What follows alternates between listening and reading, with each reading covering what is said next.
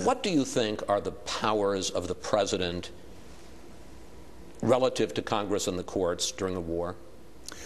I think they're very significant, and I think they have to be. And I think there's ample precedent for that. I mean, the fact of the matter is that, especially given the kind of conflict we're faced with today, we find ourselves in a situation where I believe you need strong executive leadership. What we did in this administration is to exert that kind of authority. We did it in a manner that I believe, and the lawyers that we looked to for advice believed, was fully consistent with the Constitution and with the laws of the land. And there's, I say, ample precedent for it. When you think about what Abraham Lincoln did during the Civil War, what FDR did during World War II, they went far beyond anything we've done in the global war on terror. But we have exercised, I think, the legitimate authority of the President under Article 2 of the Constitution as Commander-in-Chief in order to put in place policies and programs that have successfully defended the nation. But if you could conceptualize it for me, sir, what do you think are the powers of the President relative to Congress and relative to the courts during war? Well, I think in wartime, when you consider his responsibilities as Commander-in-Chief, clearly that means command of the armed forces.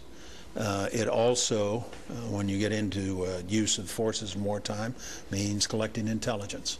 And therefore, I think you're fully justified in setting up a terror surveillance program to be able to intercept the communications of people who are communicating with terrorists outside the United States. I think you can have a robust interrogation program with respect to high-value detainees. Now, those are all steps we took that I believe the President was fully authorized in taking and provided invaluable intelligence, which has been the key to our ability to defeat al-Qaeda over these last 7 years. This is at the core of the controversies that I want to get to with you in a moment. If the President, during war, decides to do something to protect the country, is it legal? In general proposition, I'd say yes. You need to be more specific than that. I mean, but clearly, when you take the oath of office on January 20th of 2001, as we did, and you take the oath to support and defend and protect the Constitution of the United States against all enemies, foreign and domestic, there's no question about what your responsibilities are in that regard. And again, I think that there are bound to be debates and arguments from time to time and wrestling back and forth about what kind of authority is appropriate in any specific circumstance. But I think that what we've done has been totally consistent with what the Constitution provides for. The President of the United States now for 50 years is followed at all times, 24 hours a day, by a military aide carrying a football that contains the nuclear codes that he would use and be authorized to use in the event of a nuclear attack on the United States. He could launch the kind of a devastating attack the world's never seen.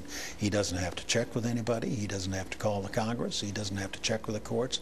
He has that authority because of the nature of the world we live in. So it's unfortunate, but I think we're perfectly appropriate to take the steps we've had. And go back and look at how eager the country was to have us work in the aftermath of 9/11 to make certain that that never happened again. Now we've had a lot of time pass over it, so we've had, I think, people more complacent perhaps than was true some time ago. We've also had a lot of our critics who want to score political points who've made what I think are outrageous charges. But in my mind, what rights do the Congress, what constitutional rights do the Congress and the courts have to limit the power of the President when it comes to these matters of national security? Well, the Congress has clearly has the ability to write statutes and has certain constitutional authorities granted in the Constitution. But I would argue that they do not have the right by statute to alter a presidential constitutional power. In other words, you can't override his constitutional authorities and responsibilities. So if they want to say he can't survey or he can't detain? Well, they have, for example, said pass the War Powers Act.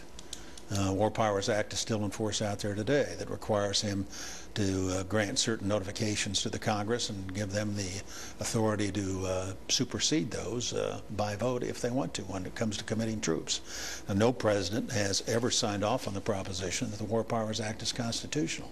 I would argue that it is in fact a violation of the Constitution, that it's an infringement on the president's authority as the commander-in-chief. It's never been resolved, but I think it's a very good example of a way in which Congress has tried to limit the president's authority and frankly, can't.